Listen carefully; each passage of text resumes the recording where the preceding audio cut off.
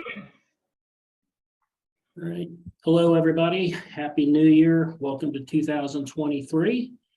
This is Mark Ogg, Chapter President of CSINext, and very happy to have with us today Heidi Lohmann from Sun Control Systems of Minnesota. See, we have a lot of people here today, so that's good to see. Getting the new year kicked off, and Heidi and her cohort there, Mr. Borowski, they will be presenting to us today on architectural finishes from 3M. So before we get started, I just want to put a big thank you out to all our chapter sponsors: Architectural Woodwork Institute, National Gypsum, Northern Facades, KM Architectural Consultants, ATIS, and Daniel Hargreaves. Without your continued support, the chapter would not be what it is today. So we thank you very, very much for that. Just a few notes of chapter business. Next month, we have the first ever CSINext virtual chapter, virtual plant tour. So this should be a new and exciting adventure for us. And keep an eye out on the CSINext website, CSI Institute website, calendar of events, and the CSI overall LinkedIn page, as well as the CSINext chapter LinkedIn page for information on that. That will be the second Thursday in February, and more information coming out on that. Also in the spring here, we will be working to collaborate with Dean Bortz, again, of Columbus State Community College, to collaborate with him and offer the CDD prep course for the folks that are going to be taking the CDT certification in the spring testing window. Dean's CDT boot camp that was done in the fall was a huge success.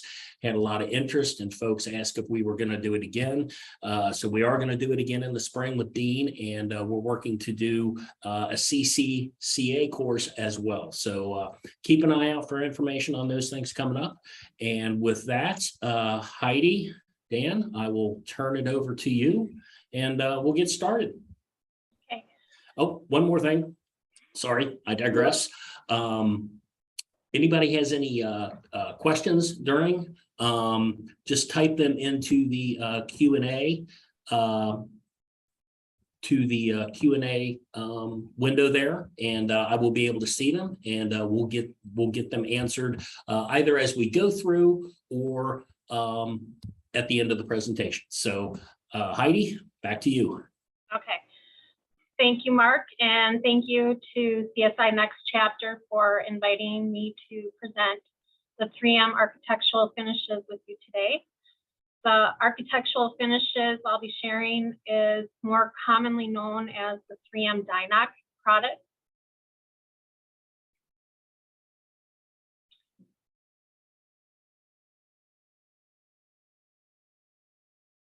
Bear with me here, my computer is not being friendly today. Okay, so today we're going to take a look at the Dynoc product and show what great options they are for your project. They have certain features and benefits that are really cool to be able to present to you today. We'll cover some testing and some warranty information and some installation tips for the importance of making sure that you're using the correct product. So what is an architectural finish? As the name implies, an architectural finish helps finish a surface when applied to a substrate. The architectural finishes have a wide variety of attributes, including the benefit of being able to be installed both on-site and off-site.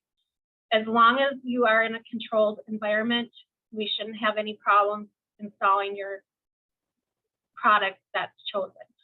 Another great option is this has actually over 1,000 different finishes available, many of them with textures.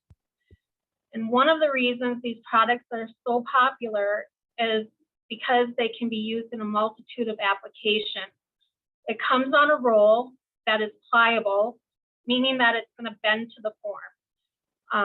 They are lightweight, which is also really beneficial, and they mimic a lot of the natural materials at a fraction of the cost of what new materials would cost the project. They are a great option for repurposing furniture, doors, fixtures, columns, and even on walls. You get a chance to be creative with your designs on new construction, and they're a great option for hospitals and commercial applications, but you can also use them in residential. Hey, Heidi, Yeah. would it be possible for you to switch your PowerPoint there to, let's see, would it be what we're seeing on the window is your actual PowerPoint? Are you? Yeah, so I can't remember what the name of that view is. It might be. If you go to a slideshow, I think, then you can From the beginning. drop down a There. box. I did do that. Heidi, in the middle there, it says slideshow at the top. If you hit that, it should give you a couple options.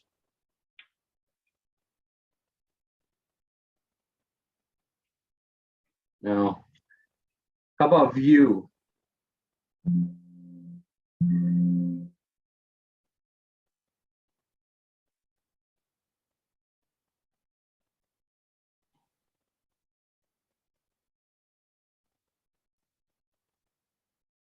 How about now? Does that work? We could, I could see everything, but I see your thumbnails too. I don't want you to see those.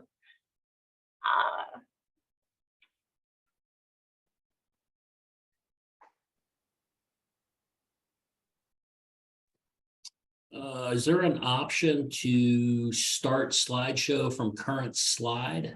Yeah, from current slides, go to slideshow and then from current slide, that's correct. So hit that slideshow again, and from current There you slide, go. that's to take you to your, Is it there now?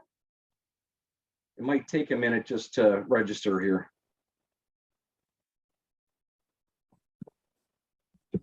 It hasn't yet. Is there a start slideshow button?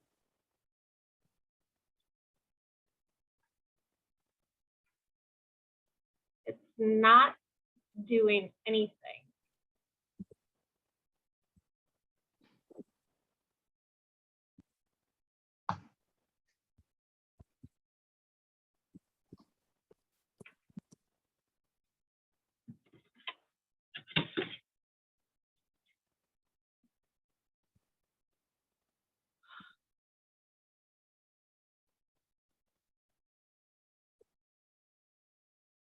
Try rebooting this.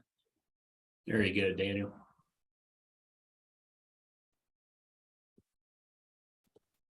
I think I'm live.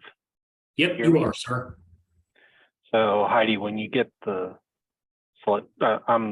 the electronics chair for CSINext. I can help you walk through that in 1 to 2 seconds. So what's happening is it's registering Zoom as a monitor.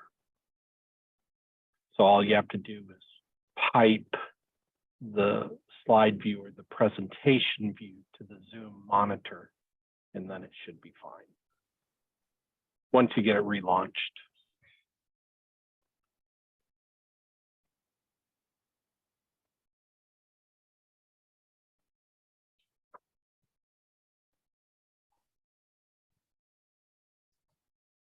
Well, now I don't know what I did, but I really screwed it up. Share your screen. Well, I can't even find my presentation right now, Oh, okay. so.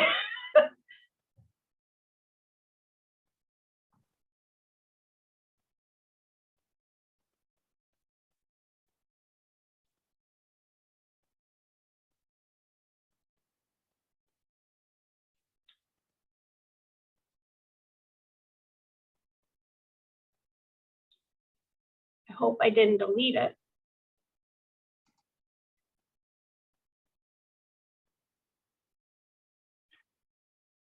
Do you have PowerPoint currently open? I do. If you go to the File tab, you should have an option of Most Recent. And then if you click on this presentation from that list, it should find the path for you. Yeah, it doesn't take me back to where it needs to take me.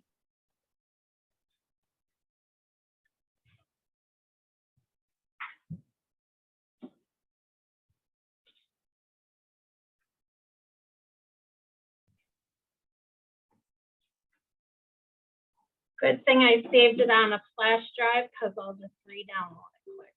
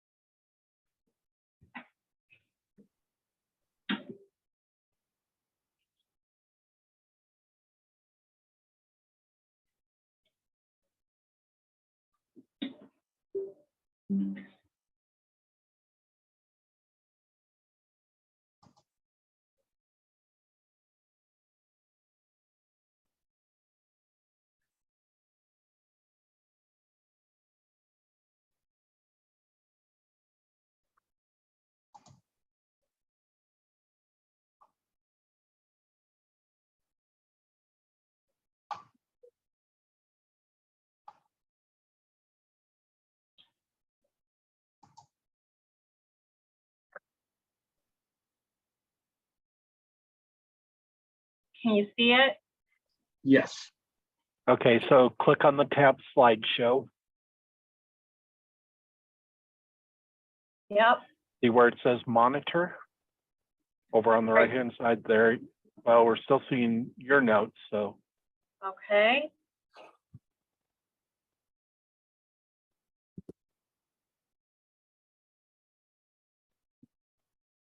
display settings, that should be a monitor choice. There you go. Swap them. Now you There got you go. it? There There Okay. we we got go. it. All right, we're good. You'd think it was Monday or Okay, you Thank can you, mute me. Daniel. something. Sorry about that. Okay, All right, I think this is where I left off. Yes, no? yep. Okay.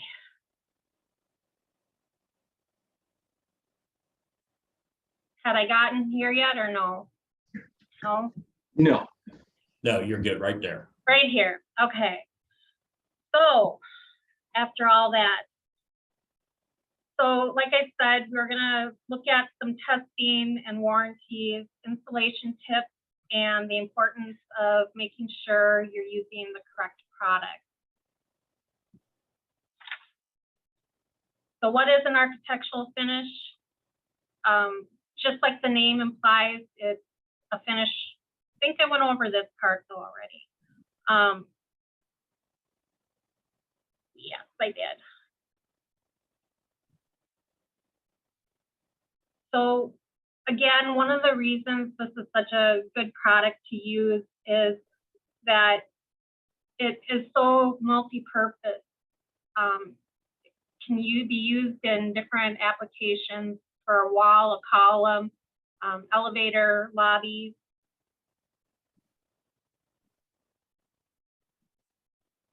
So the architectural finishes fit best in the decorative finishes under Division 9 or Category 9.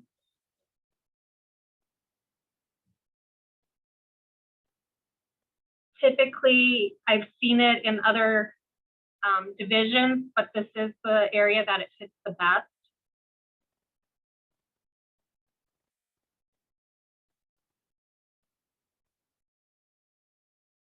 So back into the history of this product.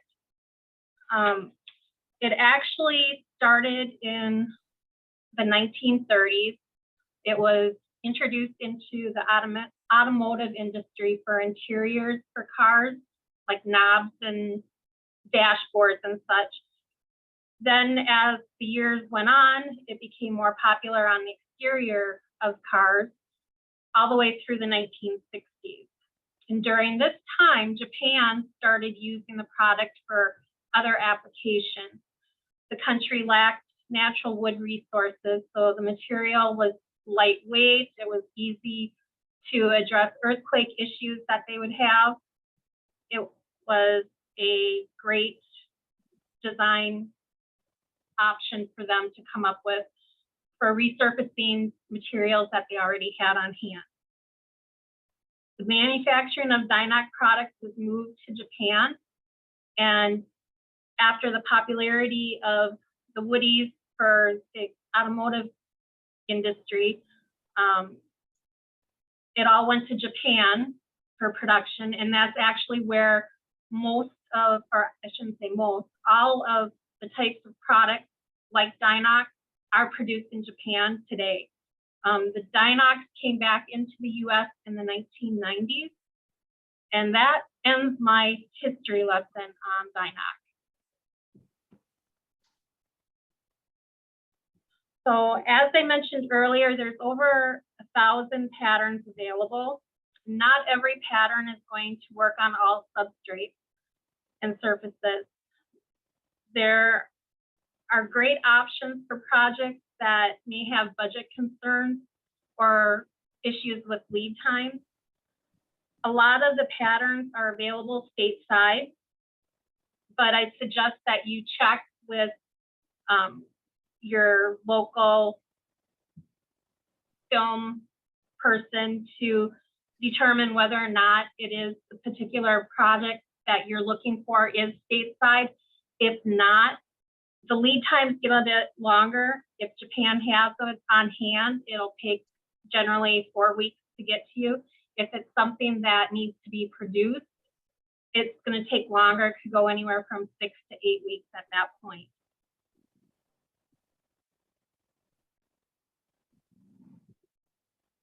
So I've been mentioning some of the benefits that come with using this product.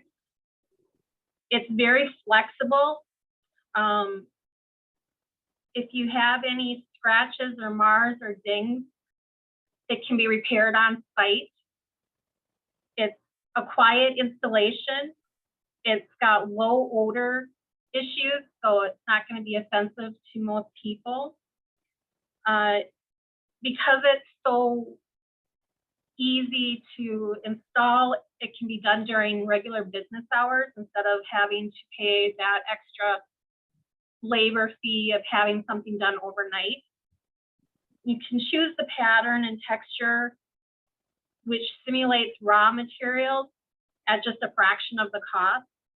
Another great aspect is it is a Class A fire rated product. It's non-hazardous, and best of all, again, it's lightweight. It also qualifies for LEED credit. Hey, Heidi, we got a quick question. Sure. Back where you mentioned Division 9 and some of the places you can find information on this, what about elevator cabs that are covered under Division 14? Applicable there? Yeah. Like I mentioned, we're going to see it. I do see it throughout. It just generally fits best under Division 9. I've seen it under Division 6 as well as Division 8 as well.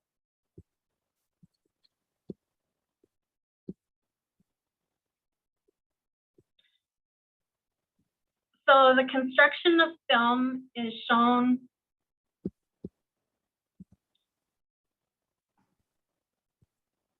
missed the page there. Sorry.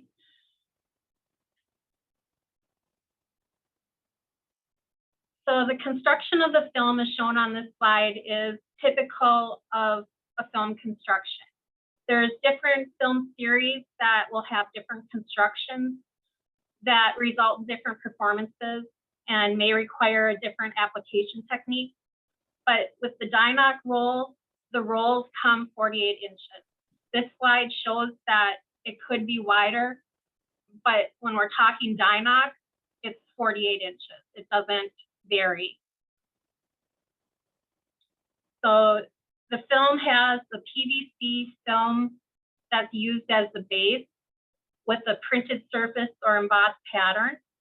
Some of the patterns may have a clear PVC top layer that may also be embossed. The adhesive is a permanent solvent-based acrylic type with a 3M comply adhesive technology that enables for air release. And it's 4 mil is generally what that is. The release liner is a poly-coated paper with a grid pattern on the reverse side for easy layout and cutting for the installation.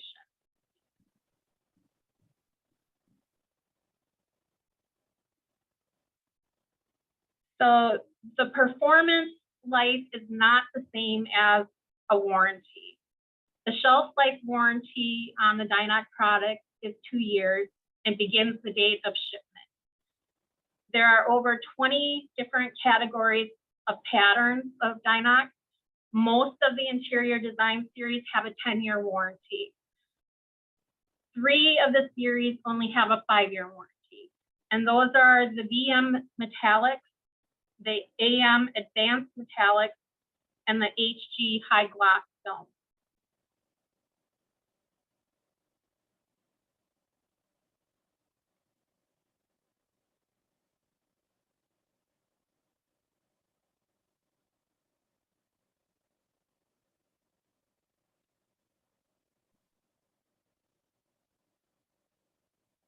And I have a couple extra slides in here because I did delete my original slides that I was planning on presenting today. So we're going to get into some of the testing here. I'm not going to go into every page of these few slides here coming up just because there's so much information on them, but I will talk about them briefly. So we do have the 3M technical data sheet, which goes into more detail on these next few slides. If you want that, let Dan or I know, and we can make sure that you get a copy of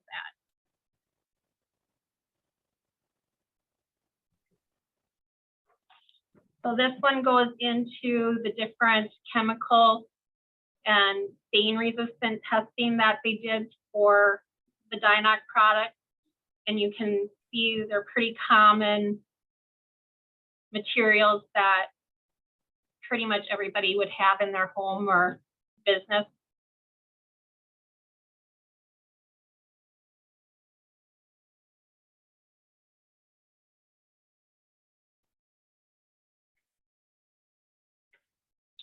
This one gets into the heat, humidity, and temperature variants and how they were tested and the results of those.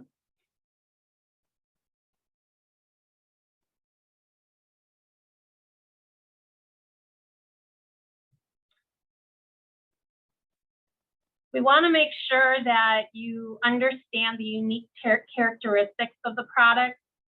And when you're considering them for your project, I need you to think about how the pattern is going to be suitable for the substrate you're planning on adhering the films to, what the texture of that substrate is, and how it's going to affect the product adhesion of the application.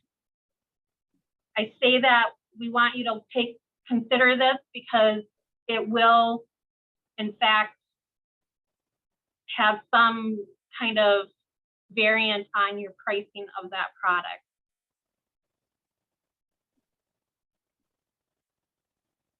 So all Dynoc installations should be done by a trained and certified installer. And things that you want to consider is when you're choosing a product is what the human and environmental conditions are of the project, what the temperature and humidity is. So is that film recommended for that range? Does the sunlight hit the film directly?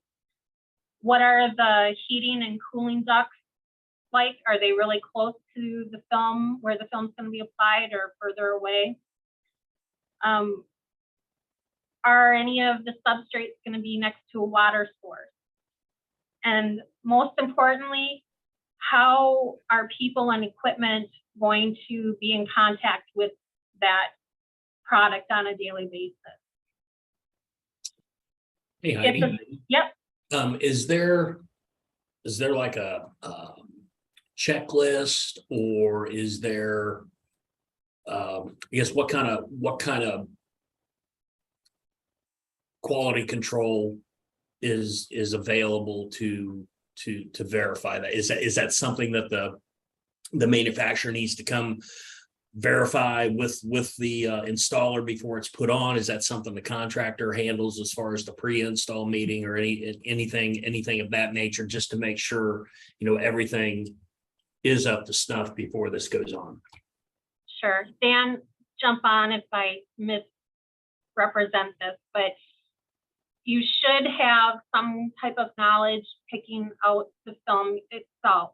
If you have questions, the product data sheet is a good option, but contacting your 3M rep or your film installation team should be able to help you pick out those products that would be best suited for your substrates.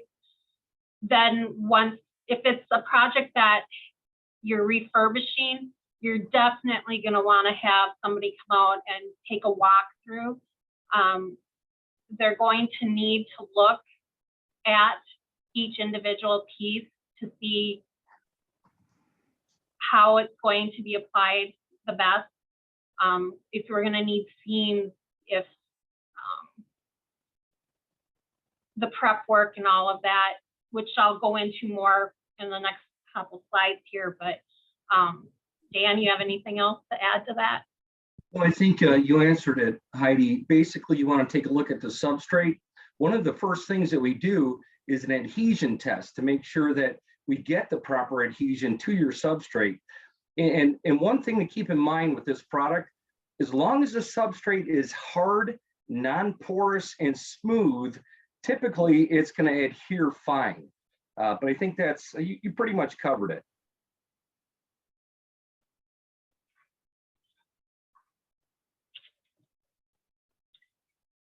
And then as Dan just jumped on, and I guess I should have just gone to the next slide here, sorry about that. But during the field verification, it'll be determined whether or not you have things that need to be repaired as far as dings or gouges. Again, the substrate would need to be cleaned and have a adhesion promoter applied to the substrate to make sure that it is smooth. Also testing the conditions.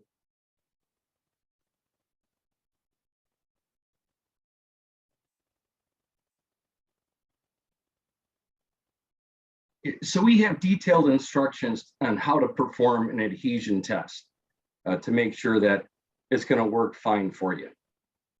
Yep.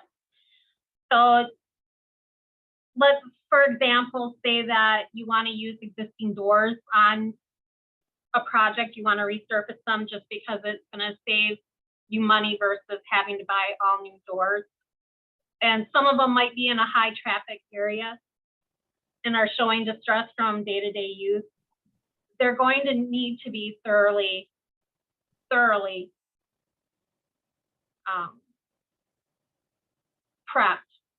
We're going to have to putty them, prime them, sand them before we can even think about putting a film on them. So that added time to prep the doors is going to add to your cost of the labor aspect of the project as far as that goes. One thing that these films will pick up is any imperfections that were missed. the imperfections in the product, the substrate will bleed through the film. And in fact, it kind of magnifies whatever perfection it was. So you're going to want to make sure that it's prepped correctly ahead of time. Here's some solutions and related issues that we might see on a job. So we're not just saying, hey, you can't do it. We're giving you options on, you might have an issue, but this is how we think we can fix it for you.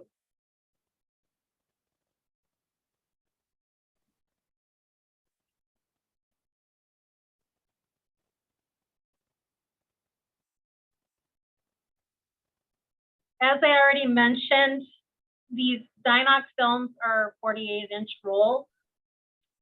Some of the patterns are directional. So when choosing a pattern, we want to make sure that you're keeping it in mind, keep in mind how it's going to be applied to your substrate. So your wood grains going a certain direction. If it's a concrete or marble, leather, just taking a look at the different categories and options that are out there, how it's going to look on your wall or your elevator cabs, your columns, your ceiling, whatever substrate we're using, you're going to want to make sure that the pattern that you picked is going to work best for that substrate.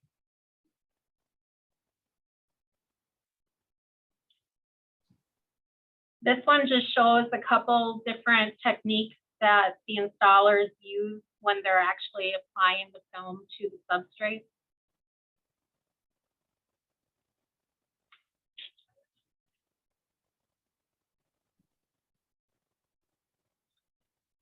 So how do you clean it and maintain it? Regular cleaning will help with the product's appearance. So you're going to want to use clean, nick-free tools and wipe it gently. So don't use ammonia, don't use chlorine or organic-based cleaning products. Don't use polishing or cleaning compounds, brushes, or electric polishing equipment. That one sounds funny, but when you have, when you're using like a marble film, you don't want people going up and using an electric polisher to try and clean it, because you're just going to tear it apart. Hey, Heidi, quick question on that. Yeah. When you say, not to use anything with ammonium in it or chlorine or bleach or whatever, does that mean like absolutely none? Or is there like, because I know there's a lot, stuff has everything in it. Is there a very small amount that's okay, or is it like absolutely not? So on the product, technical product sheet, and I shared the one slide previously, it has different compounds that have been tested that will damage the film.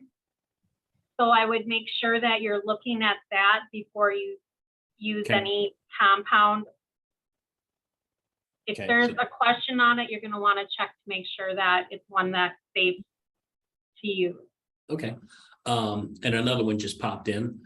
You mentioned that the flame spread ratings and testing to ASTM E84. Do you know if there has been any testing to the Canadian, the CAN/ULC S102 has been done for projects in Canada? Dan? Yeah, I can answer that. I am sure that we have that testing. I would need to refer back to our specification sheet for Canada, because I work mainly in the US, so I'm not very specific about it. I don't have specific knowledge about it.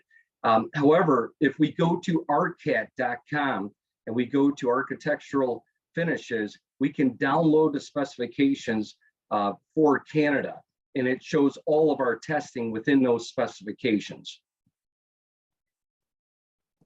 All right, thanks, Dan. So any other questions on the cleaning part of it?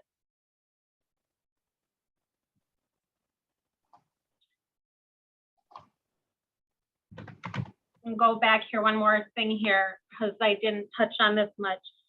So if you have something, a product that you have something that has a simple scratch in it, you can try and rub that scratch with a surface restorer, such as the marine vinyl cleanser and restore to reduce the visibility of the scratch. Or you can fill in the scratch with a matching permanent marker, Sharpie, or Minwax pencil, and then just wipe the excess off with a clean cloth and alcohol, and it'll clean up any excess there. For tears and gouges that you actually need to have the film repaired, it's an easy repair that you're gonna, again, need an installer certified installer, but we can cut out the damaged area and then just patch it with the material again. It lines up really well. It blends in. You don't even notice that it was cut out. So on your projects, I would suggest having some attic stock saved just for those kinds of purposes. You never know, especially high traffic areas, that a cart might ding something or scratch something at the wall as they're walking by with it. Just something to have on hand.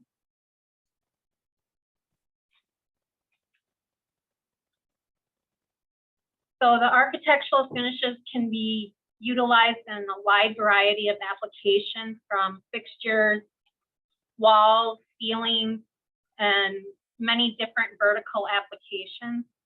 We have some pictures here.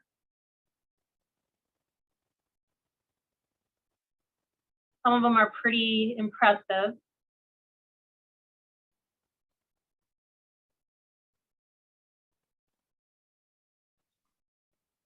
The picture on the right is showing the ceiling.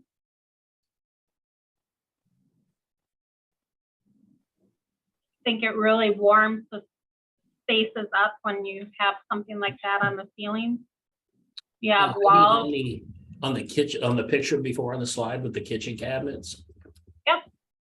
That type of application there, you know, I don't know if that's an application where there's any actual like cooking or anything involved. What kind of I don't know if restrictions is the right word, but what kind of watch outs would you recommend for environments that have that stuff in them? You know, maybe if you've got like cooking fumes, or you've got high moisture or potential for spills and stuff. Is there particular watch outs that need to be considered when putting that stuff in there? I'm thinking like, you know, from like a steam and a moisture content wise, you know, stuff delaminating or peeling off, or. Dan? Yeah, I can answer that. As long as it's not exposed to bulk water, where it's sitting in some water for an extended period of time, just some additional humidity in the air or steam in the air should not affect the product. Okay. So like for Dan, for like say an employee cafeteria that's probably got, I don't know, some microwaves, maybe some basic cooking equipment that's going to be in the back of house kitchen anyway. It's not going to be out front with it, but as long as it's not like directly exposed for prolonged periods of time, it should be okay. Correct. I think the biggest consideration here is to keep it away from heat sources because it is a vinyl. But in terms of some humidity or steam getting onto the product, and or any kind of staining that might get on the product, that can be easily wiped or cleaned off. So you should be okay. Okay, thanks. Mm-hmm.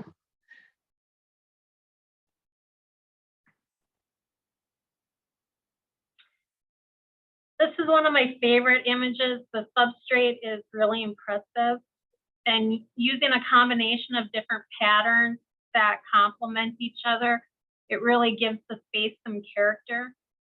And it's lightweight. Could you imagine doing that with a actual natural, product? I think it's just really impressive.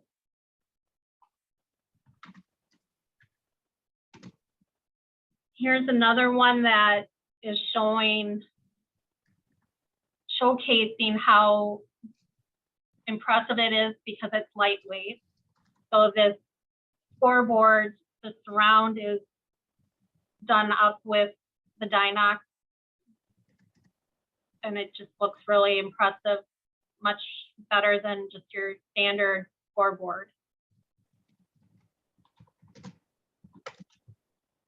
This is one of my most popular products that's requested through me, and it's the dry erase. You can use your regular standard whiteboard markers on it. The pattern, it's one of those products that does not work on complex curves and shapes. It doesn't stretch, so you're pretty stuck using your standard vertical, horizontal, flat substrates for it. But it does come in a glass option, so you can put it on glass, and it also has an option of having it be used as a projection. So it's really a popular product. Go floor to ceiling with it if you want. It's going to be a lot less expensive than your glass marker boards. Hey Heidi, does that, Yep. how does that, does it have to be installed on something like glass, or could it be used in place of I can't remember what the project, what project I was involved. I can't remember what it was actually called, but there was like that, I just call it marker board paint. And we had some difficulties with it on that project. How does it compare? Well, not on the project, I should say after it was in use with, like the dry erase markers, you can't let that stuff sit there forever because it eventually wears in. How does it perform compared to the paint application that can be put on surfaces? Is it hold up better over time? Not a whole lot of, I don't know what the word, I don't know what you call it, where the left on marker just kind of eventually wears itself into the surface, and when you try to wipe it off, you still see the fading from it. Sure. So the picture that's actually shown is actually on a sheetrock wall. So it is applied directly to a flat substrate. It can be like a sheetrock wall. It can be a different version of it, can go on glass. Okay. Dan, I don't think I've run across any issues with it bleeding through. I actually have it in my office myself, and I haven't had any issues with it bleeding. And I've had it on my walls for about 5 years now, so it's pretty good. You can resurface existing marker boards with this product too. So if you have a marker board that's bled through, that you just can't get that ink off anymore, we can definitely use this product and just resurface your existing marker board. Okay. I've been, somebody put in the chat box there, the technical term for what I was asking about was ghosting. So there you go. I'll make a note of that. Thank you for that. Keep in mind, I just want to add that we also have a whiteboard at 3M where you can apply permanent marker as well as dry erase marker. And you just erase the dry erase marker with a typical dry cloth. And the permanent marker, you would just spritz some water onto it. It'll bubble up, give it about 30 seconds, and then you can wipe that clean. So FlexWrite allows you to use both permanent as well as dry erase markers. That's good to know, because I've had a few applications where permanent marker has gotten used in some place it's not supposed to. It doesn't end well.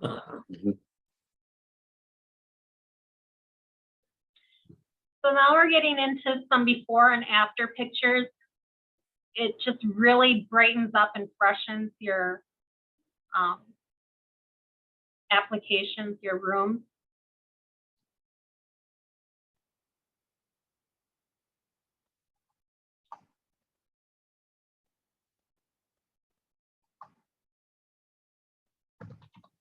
And we have a couple case studies here. I had mentioned doors earlier about making sure that they're prepped and primed and nicks and dings. So there's a hotel in Minneapolis that they actually replaced a bunch of their doors or did not replace their doors. They had them refurnished. But they did change the hardware on them, and it just really makes the doors look different.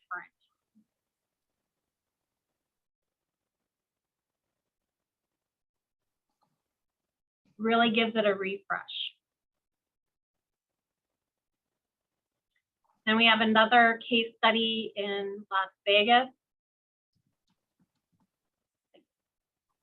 Very much looks like real wood. It doesn't look like something that would just have a vinyl put over it.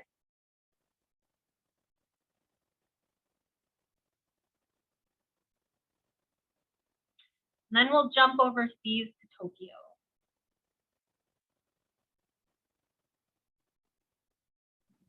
The columns, the planks.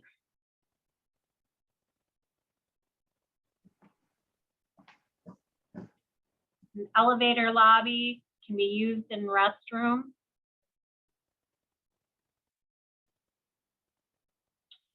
And that is about it. So our summary is architectural finishes offer so many different versatile materials that can really help a project that's appealing to everybody, that's cost effective and time effective. They mimic so many of the natural materials. They have to be applied to a substrate, and we really need to pay attention to the substrate that you're looking at having it applied to. So we make sure that we get to the right product that will have the least amount of issues for you. Prepping is very important, just so you make sure that you have a awesome project at the end. That is all I have. Any other questions? Let me look in the question box here. So we've got everything that was in there. Heidi, we've got everything answered. I'll give folks a few seconds here if they want to type anything else in the Q&A box. We can get it answered while Heidi and Dan are with us. Guys, thanks for the presentation. That's a new material that I've probably seen, just didn't realize what it was. My brain's already churning as to, you know, some applications that I may be able to use this in. And looks, you know, durable, installation wise. It doesn't look like it's I'm sure it's very technical, but compared to other applications, looks fairly straightforward on how to install it. I don't see any other questions coming in, so I think at this point we'll wrap it up. Everybody, thank you for attending. As you log out, you'll receive usually a email survey within 24 hours. Fill that out with your AIA certificate information if you need it. And Heidi, I will get you the email list of attendees for those people that need it, and we can send it out. And Heidi, Dan, thank you guys. Appreciate it very much. Everybody on the call, thanks for attending. And we will see everybody in February. Thank you. Happy New Year, everybody. Thank you. Talk to you later. Bye-bye. Bye.